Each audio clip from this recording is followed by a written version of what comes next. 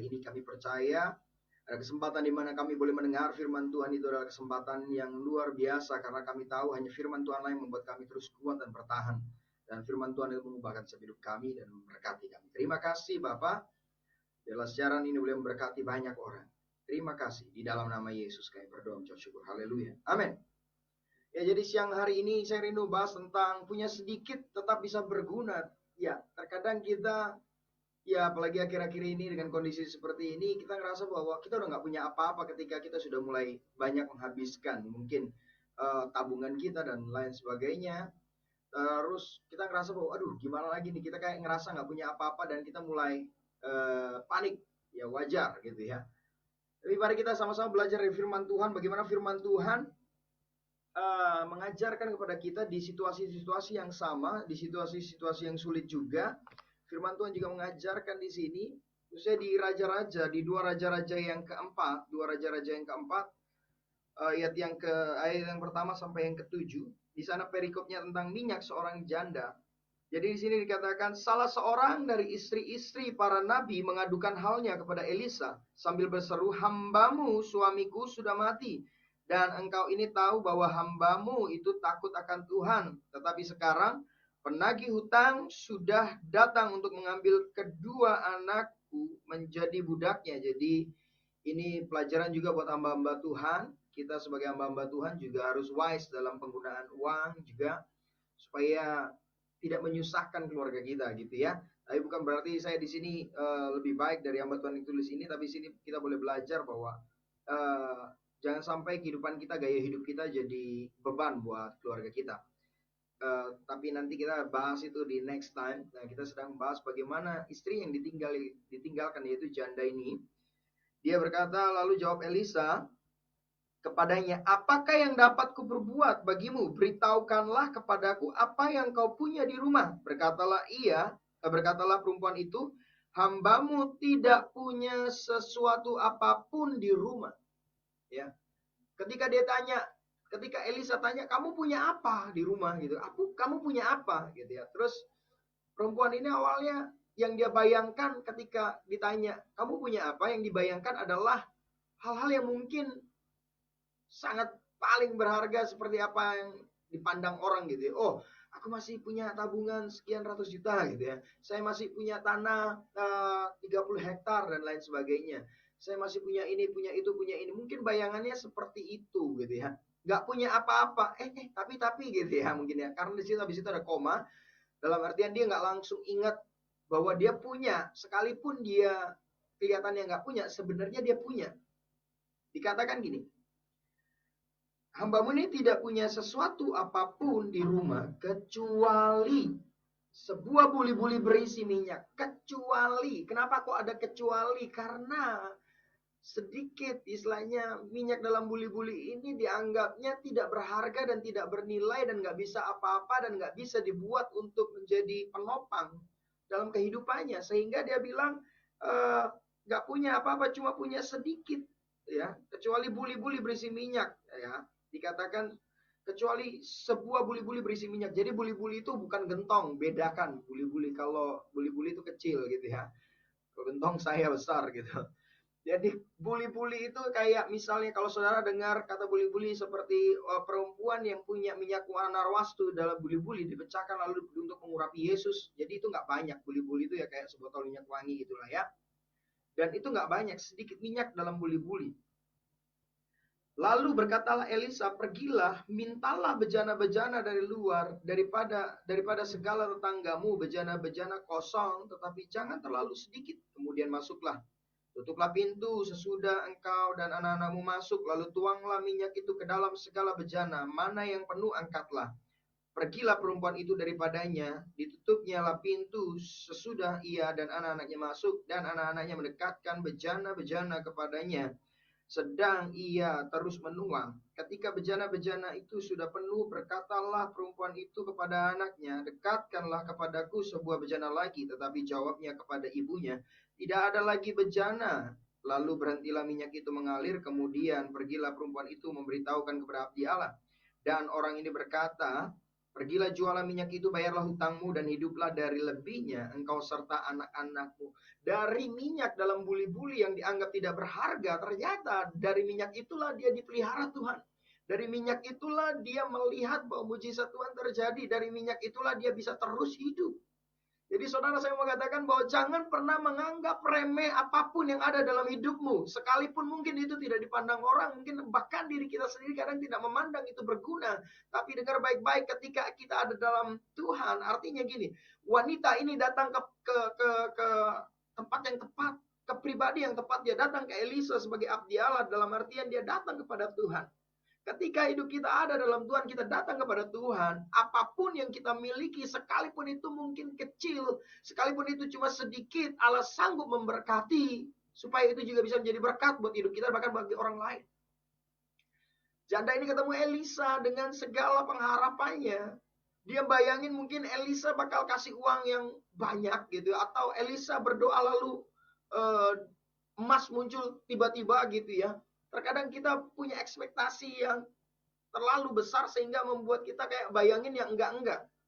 Bayangin pertolongan Tuhan, waduh, kayak gini aku percaya mujizat Tuhan. Dia puasa 7 hari 7 malam gitu kan. Dia puasa untuk melihat mujizat. Dia minta supaya mujizat itu langsung uang jatuh atau bagaimana gitu. Tahu-tahu tabungannya ada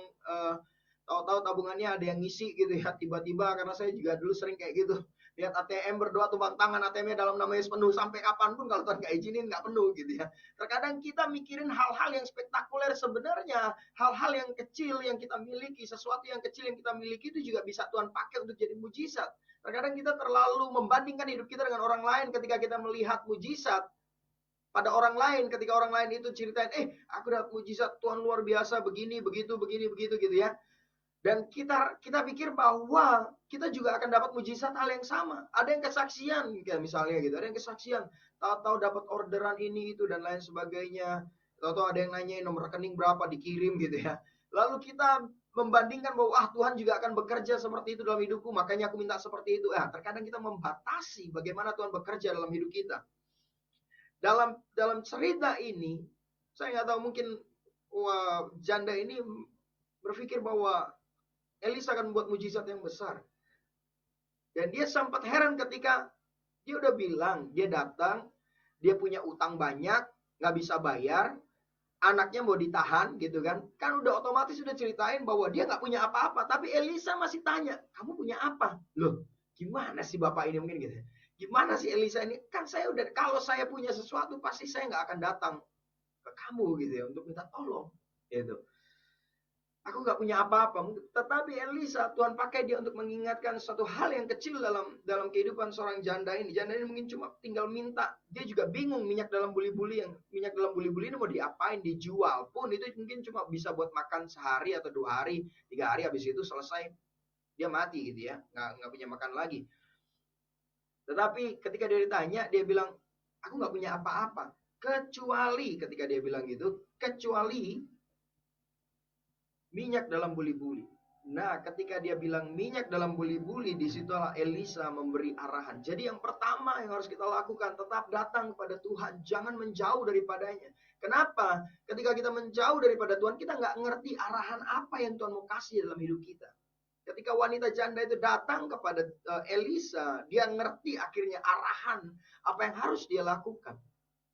Sama, demikian juga kita. Ketika kita menjauh daripada Tuhan, ketika kita istilahnya kayak meninggalkan Tuhan, kita nggak ngerti arahan, kita nggak ngerti apa yang harus kita lakukan setelah ini atau selanjutnya, besok dan lain sebagainya.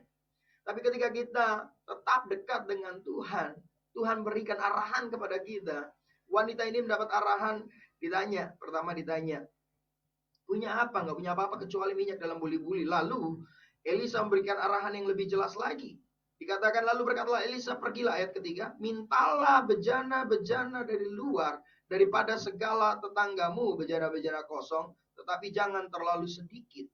Kemudian masuklah, tutuplah pintu sesudah engkau dan anak-anakmu masuk, lalu tuanglah minyak itu ke dalam segala bejana. Mana yang penuh, angkatlah.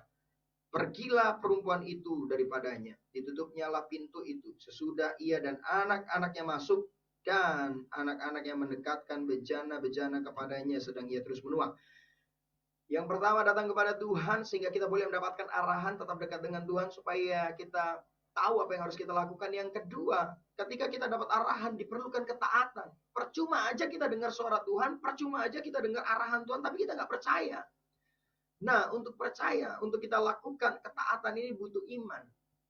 Kan mustahil minyak dalam buli-buli diisi dalam bejana. Bejana itu ya lebih besar daripada buli-buli. Jauh lebih besar. Bahkan bejana itu bisa buat ngisi ratusan buli-buli mungkin gitu ya. Tapi wanita ini tetap lakukan apa yang diperintahkan oleh Elisa. Butuh ketaatan untuk melihat mujizat. Ketika wanita ini melakukan ketaatan, apa yang persis seperti apa yang Elisa katakan. Saudara, di sini wanita ini tidak bertanya lagi sama Elisa. Loh, buat apa kok bejana? Emangnya cukup dan lain sebagainya? Enggak. Dia langsung lakukan, dikatakan, kemudian masuklah, tutuplah pintu dan lain sebagainya. Ayat 5, pergilah perempuan itu daripadanya, ditutuplah pintu, sesudah anak-anaknya dah masuk, dan anak-anaknya mendekatkan bejana kepadanya, sedang ia terus menuang. Jadi dia lakukan persis apa yang Elisa katakan. Jadi yang pertama dikatakan, saya mau bilang bahwa perlu untuk kita tetap dekat dengan Tuhan. Yang kedua adalah taat. Ketika kita ngerti arahan yang daripada Tuhan, kita dapat arahan daripada Tuhan, itu tidak akan pernah terjadi, tidak akan terjadi mujizat kalau kita nggak taat. Yang ketiga, wanita itu menutup pintu. Saudara, saya mau bilang menutup pintu itu bukan sekedar karena ya memang pintu yang dibuka harus ditutup, bukan. Menutup pintu itu juga kita harus belajar untuk menutup pintu mata kita, telinga kita dari kabar-kabar yang nggak baik. Dari kabar-kabar yang membuat iman kita goyah. Dari kabar-kabar yang istilahnya kayak menggerogoti kepercayaan kita sama Tuhan. Kita harus tutup pintu telinga kita, kita harus tutup pintu mata kita pada yang lain selain daripada firman Tuhan. Ketika kita mau lakukan firman Tuhan, ada banyak halangan mungkin. Ketika kita lakukan firman Tuhan, mungkin ada banyak tantangan gitu ya. Atau mungkin ada orang yang mencibir kita. Gak mungkin lah hal kecil kayak gitu. Gak mungkin bisnis kecil kayak gitu. Masa buka warung bisa jadi gini gitu ya. Gak mungkin lah talentamu cuma kayak gitu. Gak bisa ini untuk berhasil. Saudara, tutup pintu semua perkataan-perkataan negatif. Semua, bahkan saya mau bilang di situasi kondisi seperti ini, memang baik untuk melihat perkembangan berita. Tetapi hati-hati, kalau kita terlalu sering melihat berita, membuat kita lebih condong kepada khawatir dan takut daripada percaya akan firman Tuhan. Cukup lihat perkembangan, selesai, sudah. Lebih baik lihat khotbah di YouTube gitu ya, khotbah-khotbah hamba-hamba Tuhan yang menguatkan. Ya. Kenapa? Karena jujur, ketika kita terlalu sering melihat berita, apalagi hoax-hoax yang disebarkan di sosial media, terkadang kita terlalu gampang untuk share sesuatu yang sebenarnya belum terbukti kebenarannya gitu loh. Ya kan? Jadi kita jadi penyebar kekhawatiran sama orang-orang di grup kita, bahkan di grup gereja bahkan seperti itu. Kalau ada sesuatu yang menyebarkan dan itu membuat khawatir, lebih baik stop di saudara saja. Nggak usah disebarin lagi. Perlu bagi kita, pertama dekat sama Tuhan, taat, dan ketika kita lakukan ketaatan dalam Tuhan, saudara jangan ambil pertimbangan yang membuat iman kita goyah. Jangan. Tutup pintu. Orang mau bilang apa, tutup pintu, saudara. Tutup pintu telinga kita, mata kita, hati kita untuk kekhawatiran yang bisa ngerogoti kita. Waduh, gimana kalau situasi ini nggak selesai tahun ini sampai tahun depan. Waduh, ini bakal bisnis hancur dan lain sebagainya. Ya, mungkin bisa terjadi, tetapi ketahuilah bahwa Allah tidak pernah meninggalkan kita sendiri. Tidak akan dibiarkannya selamanya orang benar itu goyah. Saya percaya. Saudara dan saya tidak akan pernah dibiarkan Tuhan goyah selamanya. Artinya, tidak ada masalah yang abadi. Sampai kapan? Nggak perlu tahu sampai kapan. Dan firman Tuhan katakan yang gini di Kisah Rasul 1 ayat yang ke-7 dan 8. Muridnya tanya, kapan kau akan memulihkan Yerusalem? Engkau tidak perlu tahu kapan waktunya. Tapi Kau akan terima kuasa kalau Roh Kudus turun atas kamu, dan kau akan menjadi saksiku, Yerusalem, Yudea, Samaria, bahkan sampai ke ujung bumi. Jadi, saya mau bilang, nggak perlu kita tahu kapan ini selesai, saudara. Artinya bukan berarti kita tidak mempersiapkan. Artinya nggak usah terlalu dipusingin kapan ini selesai. Yang penting saudara hidup sesuai dengan arahan pertama, firman Tuhan, dan juga apa yang menjadi arahan dari pemerintah untuk kita social distancing, dan untuk kita jaga kebersihan. Lakukan itu, karena saya percaya ketika kita lakukan hal perkara-perkara yang kecil, ada perlindungan, ada berkat Tuhan di sana, ada urapan Tuhan di sana. Ketika engkau mungkin sederhana aja, engkau cuci tangan, engkau pakai masker, saya percaya saudara, mungkin hal yang kita anggap sepele itu, ya saudara, saya percaya Tuhan sanggup menjaga kita melalui hal-hal yang sepele seperti itu. Ketika itu bukan bicara soal perlindungan dari masker dan hand sanitizer atau cuci tangan, bukan. Tetapi ketaatan yang kita lakukan, Tuhan lihat itu. Artinya apa? Kita tidak menyepelekan segala sesuatu, kita tidak mencobai Tuhan. Perlu untuk kita tutup mata, telinga kita, hati kita dari hal-hal yang menggerogoti iman kita. Jadi wanita janda ini, dia tutup pintu. Dan saudara, kalau akhir-akhir ini hampir, ya semua, saya mau bilang semua gereja mulai ibadah online gitu ya. Beribadah dari rumah. Bukan suatu kebetulan. Kenapa? Karena saya percaya Tuhan rindu setiap kita, keluarga, melibatkan anggota keluarga kita untuk mujizat terjadi, untuk mengerjakan mujizat. Jadi wanita janda ini melibatkan anak-anaknya untuk mujizat di dalam kehidupan keluarga mereka. Jadi kalau selama ini mungkin orang-orang yang pelayanan, anak-anak yang pelayanan mungkin gitu ya, orang tuanya nggak pelayanan mungkin gitu ya. Lalu anak-anaknya pelayanan di gereja dan di luar dan lain sebagainya, melihat banyak mujizat. Doanya, Tuhan aku rindu keluargaku melihat mujizat. Jadi ini waktunya. Supaya apa? Supaya keluarga juga melihat mujizat. Dan keluarga terlibat di dalam mujizat itu. Ketika wanita ini minta mujizat pada Elisa, dan Elisa memberikan arahan, dan dia mulai melibatkan anak-anaknya, minjam bejana ke tetangga-tetangganya, lalu mulai mendekatkan bejana-bejana kepada ibunya untuk dituang minyak dari buli-buli itu. Saya melihat di sini bahwa wanita ini melibatkan anak-anak. Itulah yang Tuhan mau, bahwa setiap kita, setiap keluarga terlibat dalam mujizat yang Tuhan akan kerjakan dalam hidup kita. Jadi gereja sesungguhnya adalah berawal dari keluarga. Karena saya mau bilang keluarga adalah gambaran gereja yang mendekati sempurna. Karena firman Tuhan juga menggambarkan bahwa suami adalah kepala, istri adalah tubuh. Jadi kalau di dalam keluarga yang istilahnya yang dipakai Tuhan hanya bapaknya saja, terus keluarganya enggak, ada yang salah berarti saudara. Terus kalau yang pelayanan ibunya aja kemana-mana, wah ibunya jadi pendoa ke sana ke sini, jadi pengkhotbah ke sana ke sini, tapi anaknya keleleran, nggak ada urus, ada yang salah berarti. Ya. Tuhan mau setiap kita, anak-anak Tuhan, terlibat dalam mujizatnya. Baik engkau sebagai suami, engkau sebagai istri, engkau sebagai bapak, engkau sebagai ibu, engkau sebagai anak. Setiap kita terlibat di dalam mujizat yang Tuhan mau kerjakan. Lalu di sini dikatakan, dan anak-anaknya ayat kelima tadi ya, mendekatkan bejana-bejana kepadanya, sedang ia terus menuang. Ketika bejana-bejana itu sudah penuh, berkatalah perempuan itu kepada anaknya, dekatkanlah kepadaku sebuah bejana lagi. Tetapi jawabnya kepada ibunya, tidak ada lagi bejana. Lalu berhentilah minyak itu mengalir. Saudara, waktu wanita ini, ibunya menuang minyak dalam buli-buli, mungkin setengah percaya nggak percaya awal dituang bejana pertama. Set, kok bisa penuh? Ambil lagi bejananya. Kok bisa penuh? Dan mujizat terjadi dengan luar biasa. Janda dan kedua anaknya dikatakan, janda dan anaknya ini sama-sama melihat mujizat. Sehingga apa? Mereka sama-sama memuliakan Tuhan. Waktu minyak-minyak itu dituangkan, wah haleluya, mujizat terjadi bu, iya nak, gitu ya. Saya bayangin bagaimana mereka bahagianya melihat mujizat itu. Tidak hanya ibunya saja yang melihat mujizat, tetapi anaknya juga terlibat dalam mujizat yang Tuhan kerjakan. Dan saya rindu saudara, setiap kita, Tuhan terlebih rindu untuk melibatkan setiap kita sebagai anggota keluarga menjadi saluran berkat, menjadi saluran mujizat bagi setiap kita. Dan di sini dikatakan bejana itu, ketika bejana itu semuanya penuh, maka berhentilah minyak dalam buli-buli itu. Nah, saya mau bilang juga seperti ini, saudara. Ketika saudara berhenti menjadi berkat bagi orang lain, maka berkat bagi dirimu sendiri juga akan berhenti.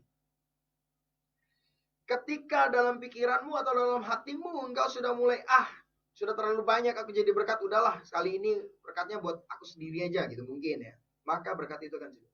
Atau gini, gampangannya gini, ketika engkau sudah tidak lagi memikirkan bagaimana menjadi berkat bagi orang lain, artinya ketika engkau hidup selfish, tidak selfless, maka mujizat itu juga akan berhenti. Yang Tuhan mau adalah setiap kita hidup bukan hanya untuk diri kita sendiri, tapi kita juga boleh menjadi berkat bagi orang lain. Bahkan jangan cuma sedikit, yang banyak. Supaya apa? Supaya minyak itu terus mengalir, terus mengalir, terus mengalir, terus mengalir, terus mengalir, terus mengalir. Tidak berhenti. Terus memberkati setiap kita. Kalau engkau mulai berpikiran selfish, atau mungkin kau sebagai pemimpin gereja, yang penting gerejaku besar, yang penting jemaatku banyak. Kalau udah kayak gini gimana ya? Ya kan? Gak bisa ibadah di gereja. Buat apa gereja besar-besar? Gedung 50.000 orang, buat apa? Orang nggak bisa ibadah saat ini, ya kan? Yang diperlukan, yang esensi bukan itu. Tapi bagaimana setiap kehidupan kita pribadi lepas pribadi jadi berkat buat banyak orang. Dari minyak, dari buli-buli ya yang berisi minyak, Allah sanggup memberkati banyak orang. Allah sanggup mengisi banyak bejana-bejana. Jadi saya percaya Yesus rindu setiap kita menjadi berkat. Bejana-bejana bicara tentang saudara dan saya adalah bejana-bejana yang Tuhan bentuk. Dan Tuhan mau kita juga menjadi berkat bagi bejana-bejana yang lain. Biarlah kehidupan kita boleh memberkati banyak bejana-bejana yang lain. Supaya apa? Supaya urapan itu tidak berhenti. Berkat itu tidak berhenti hanya di hidup kita saja, tapi dibagikan kepada banyak orang, saudara. Dan saya percaya setiap kita, Tuhan rindu untuk menjadi mujizat bagi banyak orang. Jadi mujizat bagi banyak orang. Wanita ini, wanita yang ditinggalkan suaminya, yang di dalam kesusahan, dia hidup dari hal yang sebelumnya dia tidak anggap. Dia hidup dari minyak dalam buli-buli, yang dia bilang awalnya, aku gak punya apa-apa. Mungkin saudara adalah orang yang bilang, Tuhan aku gak punya apa-apa. Aku bukan siapa-siapa. Aku gak berguna. Aku begini, begitu, begini, begitu. Engkau terlalu banyak melihat kelebihan orang lain daripada melihat apa yang kau punya dalam hidupmu. Siang hari ini, biarlah kau melihat dari apa yang kau miliki, dari apa yang kau punya, sanggup Tuhan pakai. Untuk melihara hidupmu, bahkan melihara hidup keluargamu, bahkan melihara hidup banyak orang. Lalu di sini dikatakan, karena ayat selanjutnya dikatakan gini. Ayat yang ke-7. Kemudian pergilah perempuan itu memberitahukan kepada abdi Allah, dan orang ini berkata, pergilah jualah minyak itu, bayarlah utangmu dan hiduplah dari lebihnya, engkau serta anak-anak. Tetap hidup dalam kebenaran itu penting. Elisa bilang, jual bayar utangmu, ya kan? Tetap harus bayar utang gitu ya. Artinya apa? Tetap hidup dalam kebenaran. Karena terkadang ketika kita merasa berkat melimpah gitu ya, kita mulai lupa untuk hidup dalam kebenaran. Jangan, tetap hidup dalam kebenaran. Dan saya percaya dari firman Tuhan dari perikop ini, dari apa yang kita dengar ini, kita bisa melihat lebih lagi dalam kehidupan kita hal-hal yang kecil yang kita bilang punya sedikit, cuma punya sedikit gitu ya. Gak punya apa-apa kecuali buli-buli berisi minyak. Aku gak punya apa-apa Tuhan, aku kecuali cuma punya ini. Nah, yang kecuali itu Tuhan sanggup pakai. Yang kau bilang kecuali itu Tuhan sanggup berkati. Yang kau bilang kecuali itu Tuhan sanggup buat mujizat atasnya. Yang kau bilang kecuali itu akan membuat engkau melihat perbuatan ajaib dalam hidup. Ya, kau akan melihat perbuatan ajaib yang Tuhan lakukan dalam hidup. Jadi siang hari ini, dimanapun kita berada, apapun yang kita miliki saat ini, jangan pernah menganggap remeh dalam apa yang kita punya.